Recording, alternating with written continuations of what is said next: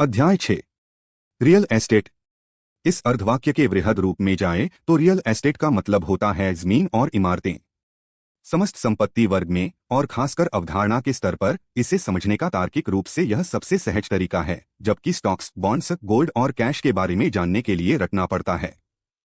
लेकिन जब बात जमीन और इमारतों की आती है तो हम खुद को प्राकृतिक रूप से समझदार पाते हैं और हमारे पास आधारभूत जानकारियां रहती हैं। हम घरों में रहते हुए बड़े होते हैं। हम इस दौरान यह सीख जाते हैं कि मनुष्य की मूलभूत जरूरतों में यह छत भी शामिल है। जब हमारी उम्र बढ़ती है तो हम जमीन मालिक, किराएदार और किराए के बारे में समझना शुरू करते हैं। इसका यह मतलब बिल्कुल नहीं है कि रियल एस्टेट इतना सहज संपत्ति वर्ग है। अगले 2 अध्यायों के दौरान हम रियल एस्टेट के बारे में विस्तार से पढ़ेंगे, जो कि आपको इसके विभिन्न पहलुओं पर मजबूत पकड़ बनाने में मदद करेगा। आइए एक आसान से सवाल से इसकी शुरुआत करते हैं। रियल एस्टेट से पैसा कमाने के लिए आपके पास कौन कौन से माध्यम होंगे? रियल एस्टेट से पैसा कैसे कमाएं? रियल एस्टेट निवेशक के पास प्रमुख रूप से 2 तरीके होते हैं जिनसे वह पैसा कमाने की उम्मीद करता है। एक, मूल्यांकन या कैपिटल गेन। जब आप कोई प्रॉपर्टी खरीदते हैं, उसे एक निश्चित समय तक बचाकर रखते हैं, उसके बाद उसे ऊंचे दाम पर बेचते हैं। बिक्री मूल्य और खरीद मूल्य के बीच के अंतर को कैपिटल गेन कहते हैं। यह कर योग्य आय होती है। जब आप कैपिटल टैक्स और गेन टैक्स का भुगतान कर देते हैं तो आपके पास जो बचता है वह आपका लाभ, प्रॉफिट होता है। 2, रेंटल, किराए से आय। अगर आपके पास जमीन है और आपने उस पर एक ढांचा खड़ा कर दिया जो कि परिवारों के रहने के योग्य हो या व्यवसाय के लिए बेहतर हो, तो आप उसे इस्तेमाल में देकर उससे किराया भी प्राप्त कर सकते हैं। यह आपको निश्चित अंतराल पर भुगतान किया जाता है और यह आप और आपके किराएदार के बीच हुई सहमति के आधार पर तय होता है। रियल एस्टेट से पैसे कमाने के और भी जरिए हैं। उदाहरण के लिए रियल एस्टेट एजेंट का काम करना। लेकिन ऊपर की 2 संभावनाएं आमतौर पर रियल एस्टेट निवेशकों की लगभग सभी अपेक्षाओं को पूरा कर लेती हैं। इसलिए हम अपनी चर्चा इन्हीं 2 पर केंद्रित रखेंगे। रियल एस्टेट मालिकाने के विभिन्न प्रकार। तकनीकी रूप से रियल एस्टेट एक ऐसा प्रकार है जो जमीन और इमारत, अगर कोई है, दोनों को अपने अंदर समेटे हुए है।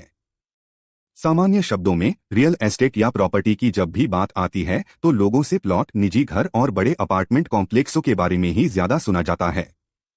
तो आइए एक क्षण को रियल एस्टेट निवेशक द्वारा चुनने लायक ओनरशिप के विभिन्न प्रकारों पर गौर करें। 1, लीज होल्ड ओनरशिप। आप चाहें तो किसी और की जमीन पर इमारत बनवाकर उसे अपने काम में ले सकते हैं। जमीन भले ही किसी और के नाम रहे, लेकिन इमारत के मालिक आप ही रहेंगे। इसके विपरीत भी हो सकता है कि आपकी जमीन पर कोई और अपनी इमारत खड़ी कर ले। यह सब होता है लीज होल्ड एग्रीमेंट के आधार पर, जिसमें आप अपनी जमीन पर किसी अन्य को इमारत खड़ी करने के लिए सहमति देते हैं। इस मामले में किराएदार और जमीन मालिक के बीच लीज एग्रीमेंट होता है, जिसमें एक निश्चित अंतराल के बाद किराए की राशि का दोबारा आकलन किया जाता है। 2, फ्रीहोल्ड ओनरशिप। यह ज्यादा चलन में है और आसानी से समझ में आने वाली चीज भी है। इसका मतलब यह है कि जमीन आपकी है और उस पर खड़ी इमारत भी।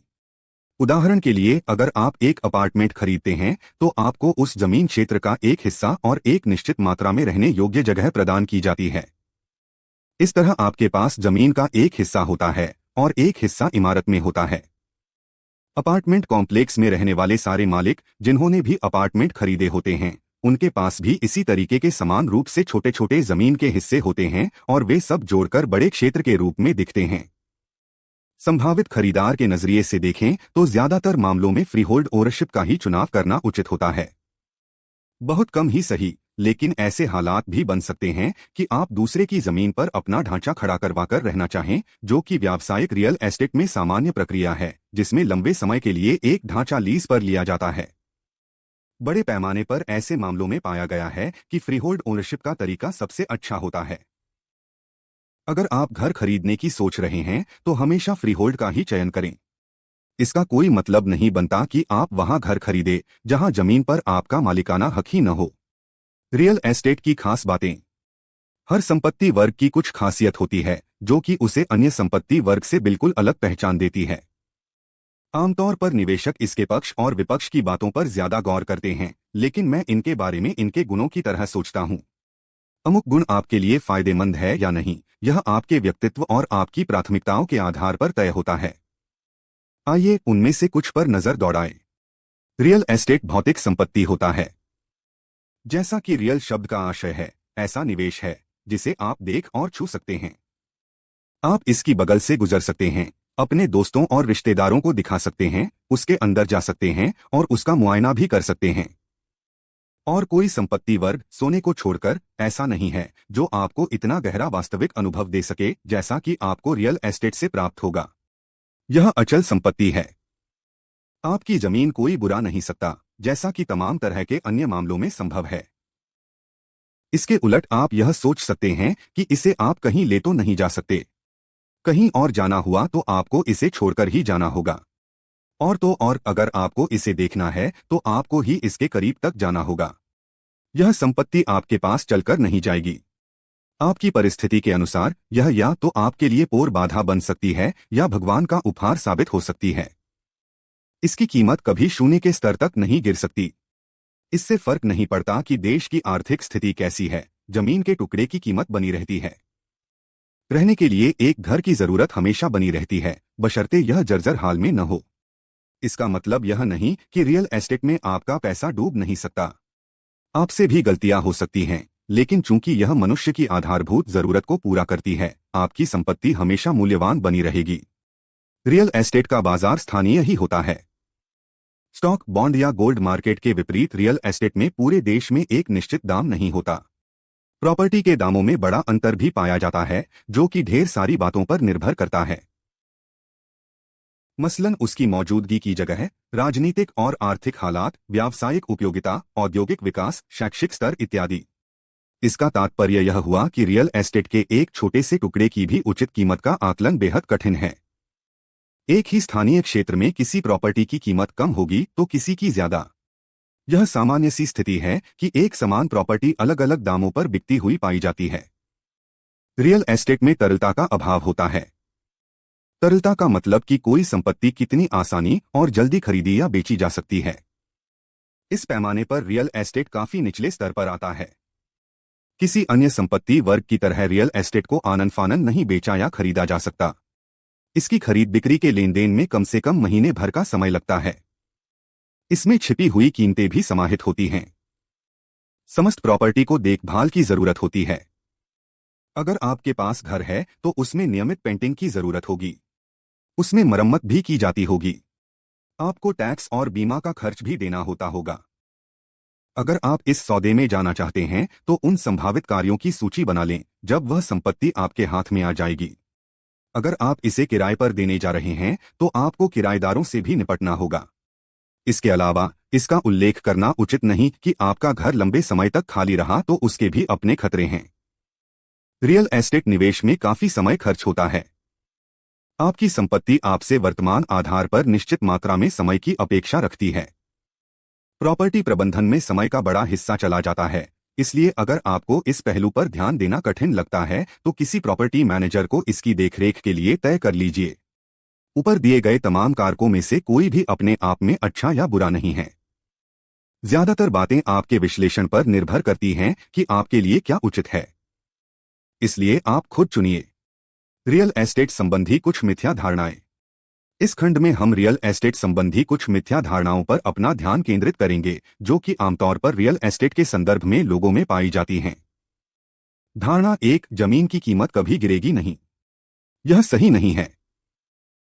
किसी भी अन्य बाजार की तरह ही रियल एस्टेट बाजार में भी अनुमानों का दौर चलता रहता है। मान लीजिए कि आपका अनुमान है कि आपके क्षेत्र में एक सॉफ्टवेयर टेक्नोलॉजी पार्क बनाया जाएगा, लेकिन किसी वजह से सरकार उसे अनुमति नहीं देती। रियल एस्टेट कीमतें नीचे गिर जाएंगी। इसी प्रकार इतिहास में तमाम मौकों पर रियल एस्टेट बुलबुले बने और फूटे हैं। भारत में ही देख लीजिए, लगभग रोज स्थानीय बाजारों में कुछ न कुछ उतार चढ़ाव देखने को मिल जाता है। सच्चाई यह है कि जमीन की कीमत कभी शून्य नहीं होती, लेकिन यह कीमत कम जरूर हो सकती है। धारणा 2, अपार्टमेंट की तुलना में जमीन की कीमतें ज्यादा बढ़ती हैं। जैसा कि हमने पहले भी चर्चा की, रियल एस्टेट जमीन और इमारत को मिलाकर कहा जाता है। इन दोनों में से जमीन अपरिवर्तनीय संपत्ति है, जिसका मतलब है कि यह समय के साथ नहीं बदलती और इसलिए इसकी कीमत भी बरकरार रहती है, जबकि इमारत परिवर्तनीय संपत्ति है, जिसका मतलब है कि इसका क्षरण होता है और समय गुजरने के साथ इसकी कीमत में गिरावट भी आती है। इससे फर्क नहीं पड़ता कि आप किस प्रकार के रियल एस्टेट के मालिक हैं, जमीन के हिस्से की कीमत बढ़ेगी और ढांचे वाले हिस्से की कीमत समय गुजरने के साथ घटेगी। अपार्टमेंट के मामले में आपके पास जमीन की तुलना में ढांचा वाला हिस्सा ज्यादा होता है, इसलिए बढ़ोतरी और घटोतरी के समग्र रूप का उस पर असर देखने में यह महसूस होता है कि जमीन की तुलना में इमारत की कीमत या तो धीमी गति से बढ़ रही है या गिर रही है। साथ ही जमीन को उस संपत्ति के तौर पर खरीदा जाता है जिससे पूंजीगत लाभ हासिल हो और उसमें एक उद्देश्य यह छिपा होता है कि इसे कुछ समय के बाद बेच दिया जाएगा। जबकि अपार्टमेंटों को कैश फ्लो असेट के रूप में खरीदा जाता है, जिसके पीछे यह उद्देश्य होता है कि इसे नियमित आमदनी के लिए किराए पर दिया जाएगा। धारणा 3, रियल एस्टेट सर्वश्रेष्ठ निवेश है। इस दुनिया में ऐसा कुछ भी नहीं है जिसे सर्वश्रेष्ठ निवेश कहा जा सके। किसी भी अन्य संपत्ति वर्ग की तरह रियल एस्टेट की कुछ खास विशेषताएं हैं। यह निवेशक के ऊपर निर्भर करता है कि वह उन विशेषताओं को कैसे समझता है और तय करता है कि यह उसके व्यक्तित्व के अनुसार सटीक हैं या नहीं, और अगर ऐसा है तो किस हद तक निवेश उचित रहेगा। किसी भी अन्य संपत्ति वर्ग की तरह रियल एस्टेट से पैसा बनाया जा सकता है या खोया जा सकता है, जो कि तमाम पहलुओं पर निर्भर करता है। किसी भी अन्य संपत्ति वर्ग की तरह ही इसमें भी खतरे हैं। किसी भी अन्य संपत्ति वर्ग की तरह यह रामबाण या संजीवनी नहीं है। लिवरेज, उधार के दो चेहरे। यह बहुत सामान्य सी बात है कि आजकल एक निवेशक रियल एस्टेट का एक टुकड़ा खरीदता है तो उसके खरीद मूल्य के बराबर कर्ज लेता है। वर्तमान के 20% नियमों के तहत खरीदार को संपत्ति की कीमत का केवल 80% कर्ज मिल सकता है।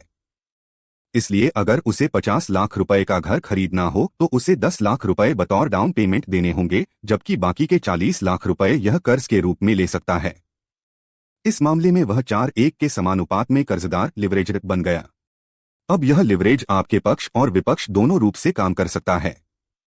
पहला चेहरा, दोस्त।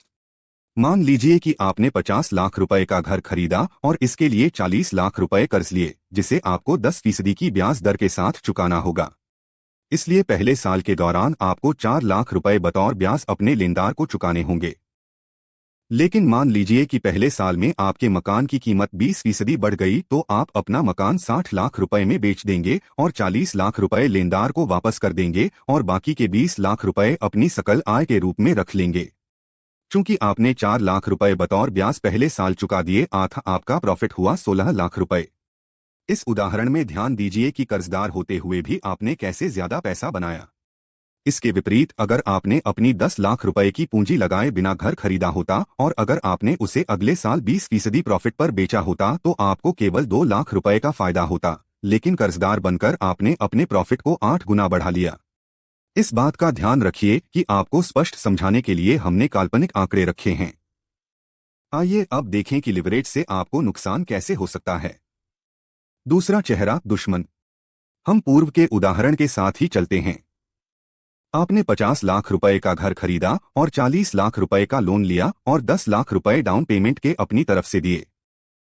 पूर्व की ही भांति पहले साल आपने 4 लाख रुपए ब्याज के रूप में भुगतान किए, लेकिन इस बार पहले साल के बाद मान लीजिए कि घर की कीमत 10% गिर गई। इस तरह यह मकान अब मात्र 45 लाख रुपए का रह गया। अब आप इसे बेचना चाहें तो आपकी कुल आय 45 लाख रुपए होगी। चूंकि आपको अपने लेनदार को अंत में 40 लाख रुपए वापस करने हैं तो आपके पास 5 लाख रुपए बचेंगे, जो कि आपके निवेश पर 50% का घाटा होगा। एक बार फिर ध्यान दें कि लिवरेज के चलते आपको नुकसान हुआ। अगर आपने दूसरे तरीके से घर खरीदा होता जो कि बिना लिवरेज के होता और अब तब आपने 10% कम कीमत पर मकान बेचा होता तो आपको केवल 1 लाख रुपए का ही घाटा होता और फिर भी आपकी जेब में 9 लाख रुपए बचते। इसलिए चाहे लिवरेज आपके हक में काम करे या आपके खिलाफ, यह निर्भर करता है कि जिस दौरान आप कर्जदार हुए तब बाजार का रुख कैसा था। अगर मकान की कीमत कर्ज पर ब्याज की तुलना में ऊंची होती है तो आपको फायदा हो सकता है। दूसरी तरफ अगर मकान की कीमत ब्याज दर की तुलना में नीचे है तो आपको संपत्ति बेचने पर नुकसान हो सकता है। एक और महत्वपूर्ण कारक वह ब्याज दर है जो आपका लेनदार आपसे वसूलता है। बैंकों की अपनी ब्याज दर होती है जिसे रिजर्व बैंक ऑफ इंडिया नियंत्रित करता है। इसके जरिए वह यह आकलन करता है कि आपका लिवरेज आपके लिए काम करेगा या नहीं। आपको भी यह सही सी जानना जरूरी है कि आगे चलकर ब्याज दरों की क्या स्थिति रहने वाली है। उदाहरण के लिए, आपके ऋण पर ब्याज दर आपकी अपेक्षा से इतर और ऊंची हो सकती है, और जो फायदा उठाने का आपने सोच रखा होगा, हो सकता है कि उसकी जगह आपको नुकसान हो जाए। दूसरी तरफ, अगर आपके अनुमान के विपरीत ब्याज दर नहीं बढ़ती तो घाटे की जो बात आपने सोच रखी थी, हो सकता है कि वह फायदे में बदल जाए। खतरे से मुक्त आय जैसा कुछ भी इस दुनिया में नहीं है। लिवरेज असल में आपको ऊंचा फायदा उठाने का अवसर प्रदान करता है। शर्त यह है कि आपको खतरे उठाने के लिए तैयार रहना होगा। दरअसल लोग अवधारणा के साथ दो तरफा संबंध रखते हैं। कुछ निवेशक इससे दूर रहना पसंद करते हैं क्योंकि वे पैसे गंवाने की आशंका से खतरा उठाने के लिए तैयार नहीं होते, जबकि कुछ ही इसे स्वीकार करते हैं। अवसर से प्रेरणा पाकर वे पैसे कमा लेते हैं। आप इसे छोड़ना चाहते हैं या इसका स्वागत करने को तैयार हैं, यह आप पर निर्भर करता है। किराए पर रहें या मालिक बनकर क्या उचित है? हम सबके लिए यह एक स्वीकृत बुद्धिमानी मानी जाती है कि हमें जल्दी से जल्दी घर खरीद लेना चाहिए। लेकिन कभी कभी यह इच्छा कठिन होती है। इस खंड में हम इस बात की तुलना करेंगे कि हमें किराए पर घर लेकर रहना चाहिए या अपना मकान खरीद लेना चाहिए। लचीलापन। अगर लोकेशन के साथ लचीलापन आपकी प्राथमिकता में है, और अगर आप भिन्न भिन्न जगहों पर घूमना पसंद करते हैं और कुछ महीने ही एक जगह गुजारना चाहते हैं, तो किराए पर रहना आपके लिए बेहतर विकल्प है। घर खरीदना, चाहे अच्छे के लिए या बुरे के, आपको एक ही जगह से बांध देगा। चाहे वह मोहल्ले की बात हो या शहर की, कुछ साल तो आपको वहां गुजारने ही पड़ेंगे। इसलिए अगर शहर बदलना आपकी जॉब प्रोफाइल का हिस्सा है तो घर खरीदने से पहले एक बार जरूर सोचिएगा। तरलता। याद करें, जब अध्याय शुरू होते समय हमने पढ़ा था कि रियल एस्टेट अतरल निवेश है।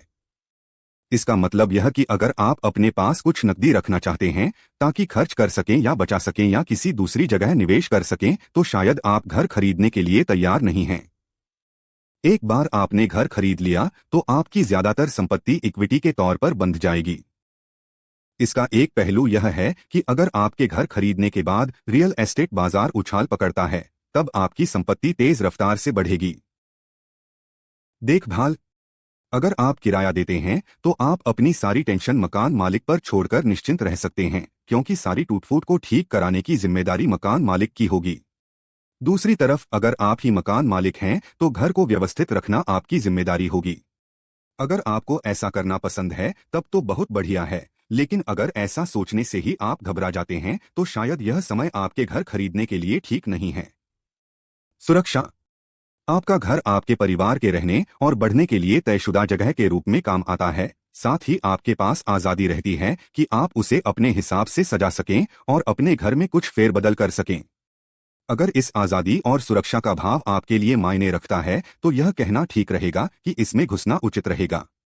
वित्त। किराए पर रहना और मकान खरीदकर रहना दोनों ही अत्यधिक पैसे खाते हैं। पहले मामले में आप मकान मालिक को भुगतान करते हैं और दूसरे मामले में आप गृह ऋण का ब्याज के साथ भुगतान करते हैं। ब्याज दर को देखते हुए और उस क्षेत्र विशेष में किराए की कीमतों को देखते हुए आपको हिसाब लगाने की जरूरत है कि क्या किराए पर रहना या अपना मकान लेने में से कौन सा सबसे बढ़िया विकल्प है। न तो किराए पर रहना और न ही मकान खरीदने का फैसला हर हालत में सही जवाब साबित हो सकता है। उदाहरण के लिए, अगर कोई कहे कि घर खरीदना हमेशा उचित विकल्प है तो इसका मतलब यह है कि आपको पूरी बात नहीं बताई जा रही है। यह ऐसी पसंद है जिसमें भौतिक और अभौतिक दोनों तरह के कारक काम करते हैं, दोनों ही भावनात्मक और तार्किक होते हैं। आप जो भी चुनिए उसके लिए पहले होमवर्क करके सुनिश्चित हो लीजिए कि घर खरीदने का निर्णय उचित है, चाहे रहने के लिए या किराए पर देने के लिए। यह एक लंबी अवधि का निवेश है। सुनिश्चित कर लीजिए कि भले ही सफर उछाल भरा हो, आपकी पकड़ काठी पर बराबर मजबूत बनी रहनी चाहिए।